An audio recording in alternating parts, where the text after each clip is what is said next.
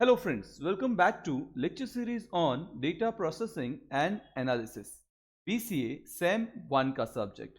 Friends, hope आपने इससे पहले के वीडियोस देखे हैं। होप आपको वेयर क्लॉज के बारे में पता है। होप आपको पैटर्न मैचिंग पता है।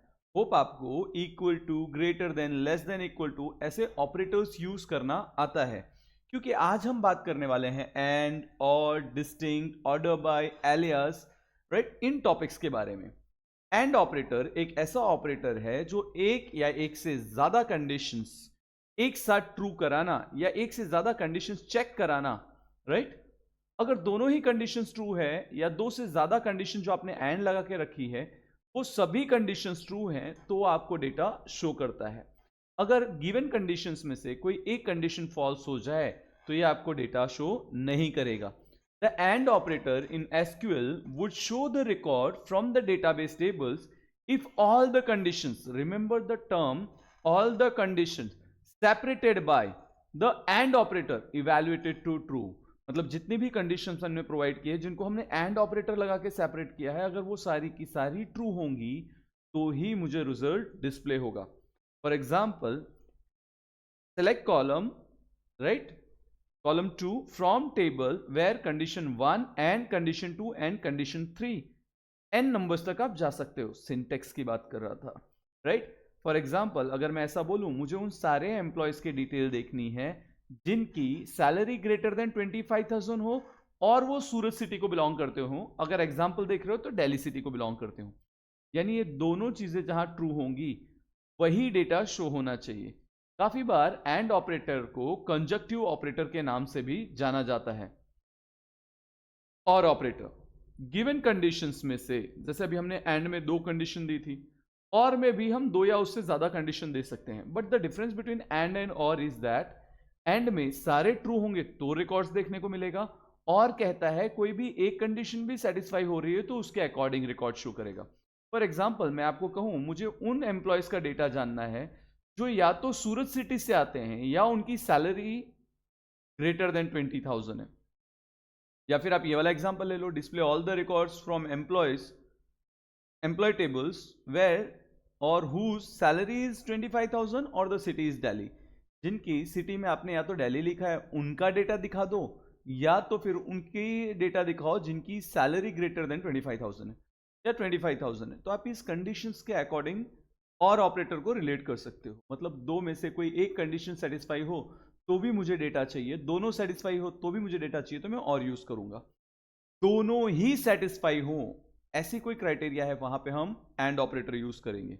ऑर्डर बाय, डेटा को असेंडिंग या डिसेंडिंग ऑर्डर में अरेंज करना है तो नाउ आई बिलीव कि आपको असेंडिंग एंड डिसेंडिंग क्लियर है। For example, arranging the data in sequential order 1 2 3 4 I am talking, तो I am talking about ascending.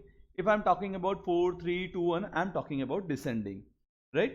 तो काफी बार हमें डेटाबेस में क्वेरीज को शॉर्ट आउट करना पड़ता है, शॉर्टिंग करनी पड़ती है, और इसी शॉर्टिंग ऑर्डर को हम असेंडिंग या डिसेंडिंग कहते हैं। सिंटेक्स क्या है?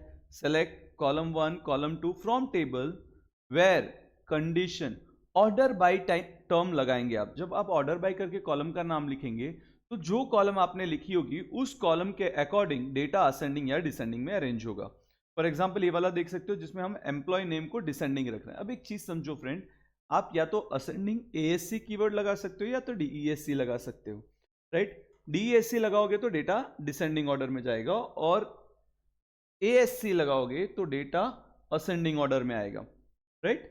डिस्टिंक्ट, सपोज करो मेरे डेटा सेट में 4 रिकॉर्ड्स हैं जिसमें से 3 सूरत से हैं और एक मुंबई के हैं। मुझे जानना है कि मेरे डेटाबेस में टोटल कितनी सिटीज हैं, तो मुझे यूनिक डेटा चाहिए होंगे, डुप्लीकेट रिपीटेशन नहीं चाहिए होगा।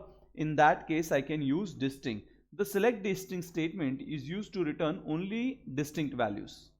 इन a table a column often contains many duplicate value. एक कॉलम में एक से ज्यादा डुप्लीकेट वैल्यूज हो सकती है, बट उसमें से अगर आप सिर्फ एक ही बार वो डुप्लीकेट वैल्यू देखना चाहते हो तो आप डिस्टिंक्ट कीवर्ड का यूज कर सकते हो, राइट।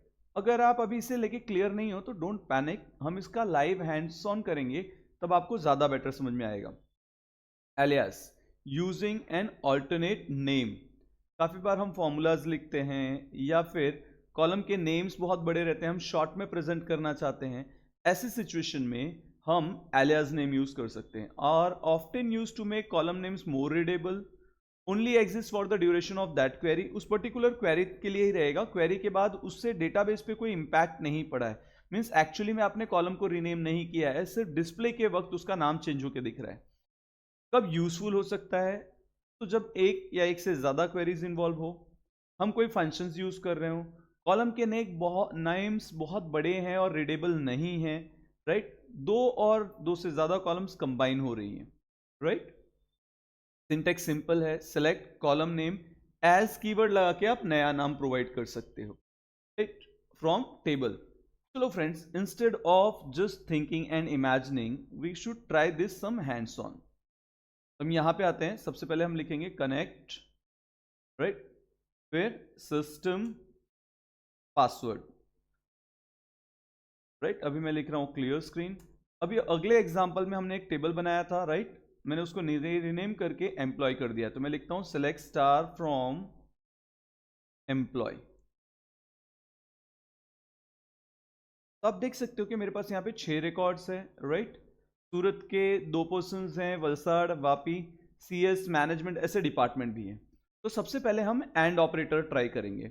अब मैं चाहता हूं मुझे वो एम्प्लॉय का डेटा देखने को मिले जिसकी सिटी सूरत हो, राइट, सिटी क्या हो, सूरत, बट सैलरी ग्रेटर देन 50,000 होनी चाहिए। सैलरी क्या होनी चाहिए, ग्रेटर देन 50,000। तो you can write down select star. अच्छा, एक काम करते हैं, पहले सैलरी लेस देन 15,000 किसी का है क्या सूरत में, चेक करो, नहीं, राइट। तो हम एक रिकॉर्ड इंसर्ट करते हैं, insert into employ values,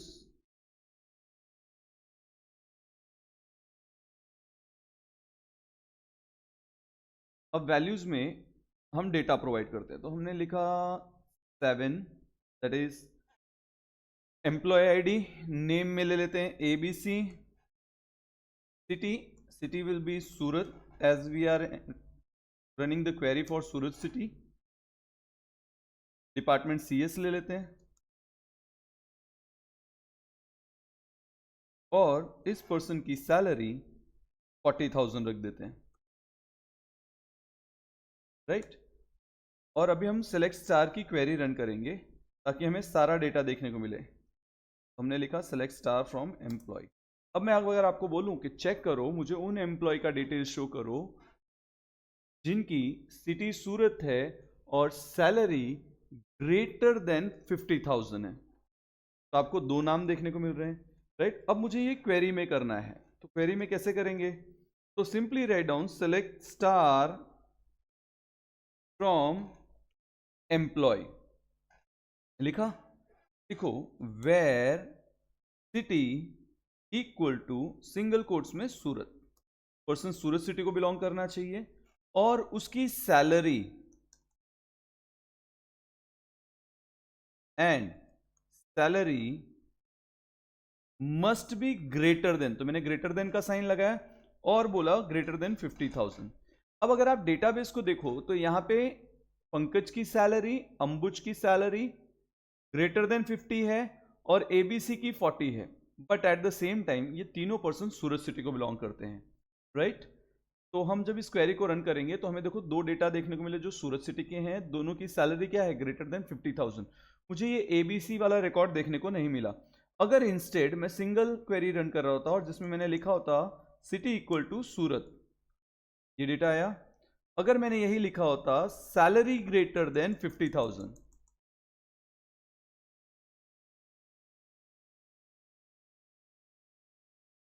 data आया, क्लियर। अब जब मैंने इन दोनों को कंबाइन कर दिया तो मुझे सैलरी ग्रेटर देन 50,000 भी मिल रहा है और सिटी सूरत भी मिल रहा है। चलो एक और एक्सपेरिमेंट करते हैं।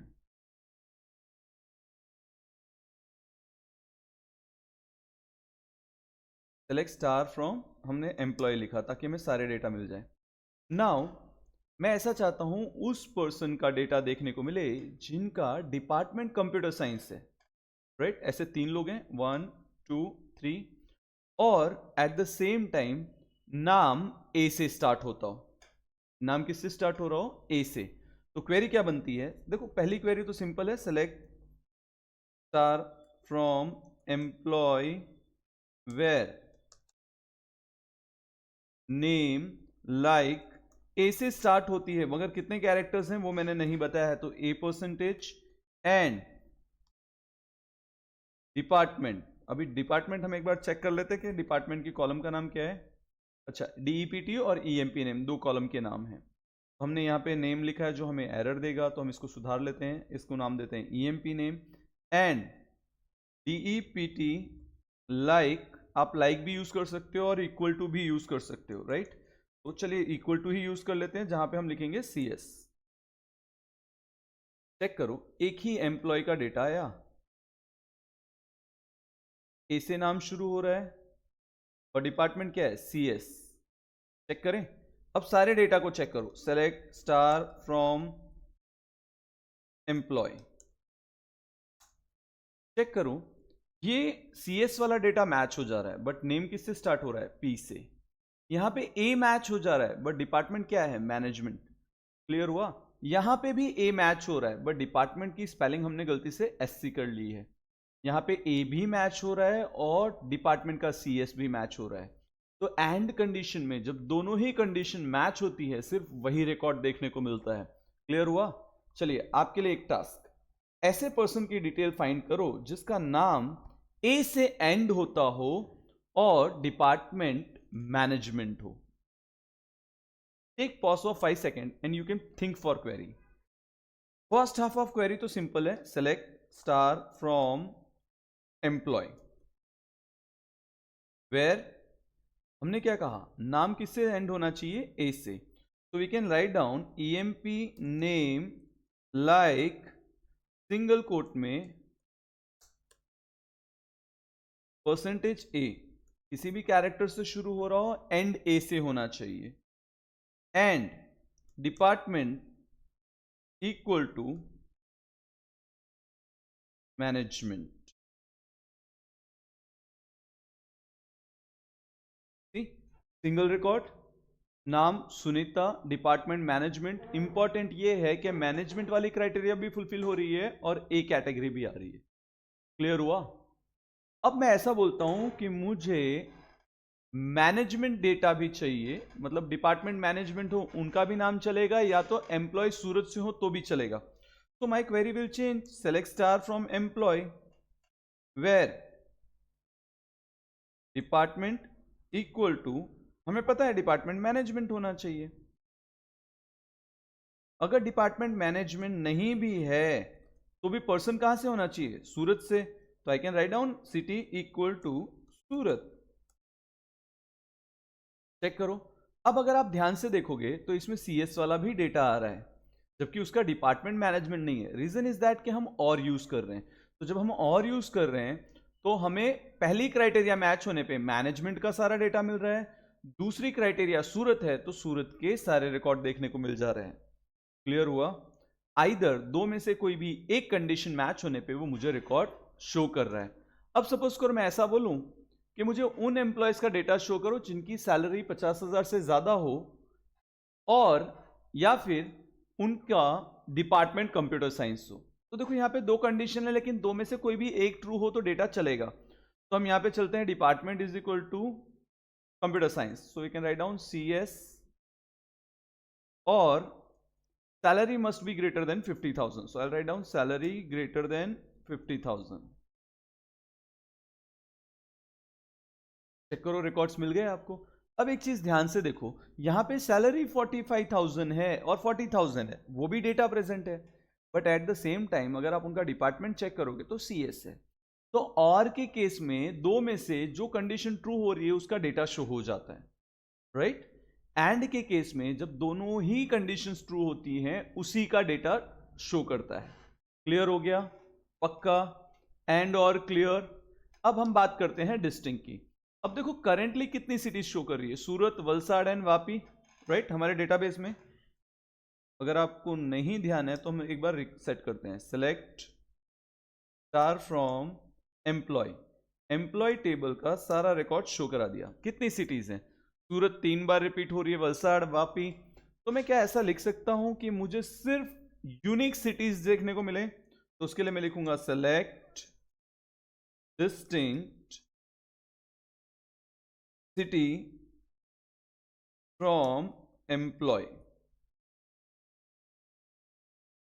चेक करो, आपको सिर्फ वलसाड़, वापी, सूरत, जो सूरत मल्टीपल टाइम्स रिपीट हो रहा था वो सिर्फ एक बार रिपीट हो रहा है। डिस्टिंक्ट का काम ही यही है, अगर मल्टीपल टाइम्स कोई डेटा रिपीट हो रहा है तो उसको सिंगल टाइम शो करेगा। क्लियर? यूनिक डेटा शो करता है डिस्टिंक्ट कमांड। अब हम बात करते हैं ऑर्डर बाय की। ऑर्डर बाय क्या करता है? डेटा को असेंडिंग या डिसेंडिंग ऑर्डर में अरेंज करता है। तो हम सिलेक्ट करते हैं एम्प्लॉय नेम, एक कॉलम, ताकि हमें समझने में आसानी हो। From employ order by, right? किससे ऑर्डर बाय लगाएंगे? तो ईएमपी आईडी से लगाते हैं। एम्प्लॉय आईडी के अकॉर्डिंग मुझे डेटा अरेंज होके चाहिए। देखो पंकज, अंबुज, दीपिका, सुनीता, कंफ्यूजन हो रही है तो हम यहां पे ईएमपी आईडी भी प्रिंट करा लेते हैं। ईएमपी आईडी, अगर आप ध्यान से देखो तो हमें एम्प्लॉय आईडी 1 2 3 4 देखने को मिल रही है, राइट? अब एक काम करते हैं, मुझे यही डेटा असेंडिंग ऑर्डर में एम्प्लॉय के नेम वाइज चाहिए। तो देखो अभी पहला अल्फाबेट पी दिखा रहा है, जबकि अगर हम अल्फाबेट नेम वाइज जाएं तो पहला नाम क्या होना चाहिए? ए से स्टार्ट होना चाहिए, right? So I simply use order by और यहां पे लिख देंगे ईएमपी नेम। तो अब ध्यान से देखो, सबसे पहले एबीसी, फिर अंबुज, फिर अश्विनी, दीपिका, मिताली, पंकज, सुनीता। आप ध्यान से देखोगे तो डेटा अल्फाबेटिकल ऑर्डर में अरेंज हो गया, बिकॉज आपने कहा था ऑर्डर बाय ईएमपी नेम। एक चीज सीखो फ्रेंड्स, क्या यहां पे मैंने असेंडिंग और डिसेंडिंग ऐसा कोई कीवर्ड मेंशन किया है? Answer is no. By default system जब आप कुछ भी मेंशन नहीं करते हो तो आपको डेटा असेंडिंग ऑर्डर में शो करता है। अगर मैं यहां लिखता हूं डीईएससी तो यही डेटा मुझे डिसेंडिंग ऑर्डर में देखने को मिलेगा। देखो सी, सुनीता SUNITA पहले, right? Then Pankaj, Mitali, Deepika, Ashwini, Ambuj, ABC. Data is arranged in descending order. अगर इसी को हम सैलरी वाइज करना चाहे तो I can simply write down salary. अब सैलरी वाइज शॉर्ट हो रहा है वो देखने के लिए हम यहां पे कॉमा लगा के सैलरी भी लिख देंगे। इट इज नॉट मैंडेटरी कि you right down salary, but आपको कंपैरेटिव एनालिसिस समझाने के लिए कि भाई आंसर ट्रू है, मैं सैलरी लिख रहा हूं। अब चेक करो, डिसेंडिंग इन तीनों में नल वैल्यू थी, फिर 99,000, 99,000, 45, 40, 40। डेटा डिसेंडिंग ऑर्डर में है। अगर मैं यही लिखूंगा ASC, अब देख सकते हो 40,000, 40,000, 45,000, 99,000, 99,000। डेटा किस ऑर्डर में आ गया? असेंडिंग ऑर्डर में। जब आप कुछ भी नहीं लिखोगे तो भी बाय डिफॉल्ट डेटा आपको असेंडिंग ऑर्डर में ही शो करेगा। क्लियर हुआ? ऑर्डर बाय भी clear, distinct clear, and clear और क्लियर। अब बात करते हैं एलियास की, राइट? फॉर एग्जांपल अभी जहां पे एम्प्लॉय नेम लिखा हुआ आ रहा है, मैं चाहता हूं वहां पे सिर्फ ई लिखा है, राइट? जहां पे एम्प्लॉय आईडी लिखा हुआ आ रहा है वहां पे मैं चाहता हूं EID लिखा हुआ है, और सैलरी के आगे एस एम्प्लॉय सैलरी लिखा हुआ है। चेक करो कॉलम के नाम, right? You can find out EID, you can find you can find sal. Important is that कि अगर मैं लिखता हूं DESC एम्प्लॉय तो मेरे टेबल्स के नेम अभी भी सेम है। देखो employ ID, employ name, city, department, salary. That is जो चेंज था वो टेम्पररी था। तो ऑल्टरनेट नेम या एलियास नेम यूज कर सकते हो आप कॉलम के नाम को रीडेबल बनाने के लिए। किस लिए? कॉलम के नाम को रीडेबल बनाने के लिए। और कब यूज कर सकते हैं? सपोज मैं हर एक एम्प्लॉय की सैलरी +500 करके शो करना चाहता हूं, तो मैं लिखूंगा select EMP name comma salary +500। Run करते हैं। अब ध्यान से देखो सबकी सैलरी 500 ऐड होके दिख रही है, but at the same time ऊपर सैलरी की कॉलम में सैलरी +500 लिखा हुआ आ रहा है, जिससे इजीली फॉर्मूला शो हो जा रहा है। तो अगर आप चाहते हो कि ये ना हो तो आप इसी के पास लिखो एज SAL एंड सेमीकोलन। तो एज कीवर्ड लगाने से जो फॉर्मूला शो हो रहा था वो आपका फॉर्मूला कॉलम के नाम में शो नहीं होगा. But again remember this is temporary, right, it is not permanent. इसका डेटा स्ट्रक्चर पे कोई फर्क पड़ा नहीं है, कॉलम के नेम्स पे कोई फर्क नहीं पड़ा है. ये टेम्पररी सिर्फ यहां पे कॉलम का नाम शो कर रहा है थोड़ी देर के लिए. क्लियर हुआ? अभी आपने सीखा एंड, और देन, याद करो जल्दी. एंड सीखा, और सीखा, डिस्टिंक्ट सीखा, देन एलियास नेम यूज करने सीखा, ऑर्डर बाय सीखा. फ्रेंड्स, होप सो आपको इतने कॉन्सेप्ट्स समझ में आए. अगर नहीं तो मुझे कमेंट कीजिएगा, राइट? डिफिकल्टीज हो तो मुझे पूछिएगा. Thanks a lot friends, keep learning, keep growing. आज के सेशन को एंड करने के लिए, इट ऑलवेज सीम्स इम्पॉसिबल. हमें हर चीज इम्पॉसिबल लगती है जब तक वो हो ना जाए, until it's done. टाइम की शॉर्टेज की वजह से थोड़े वीडियोस को फास्टर जनरेट कर रहे हैं ताकि टॉपिक्स जल्दी कवर हो और हम पेपर सॉल्व कर सकें, राइट? पॉसिबली इन्हीं की डिटेल्ड वीडियोस अगले सेशन में फिर से आएंगी नेक्स्ट टर्म में. Clear? Thanks a lot friend, keep learning.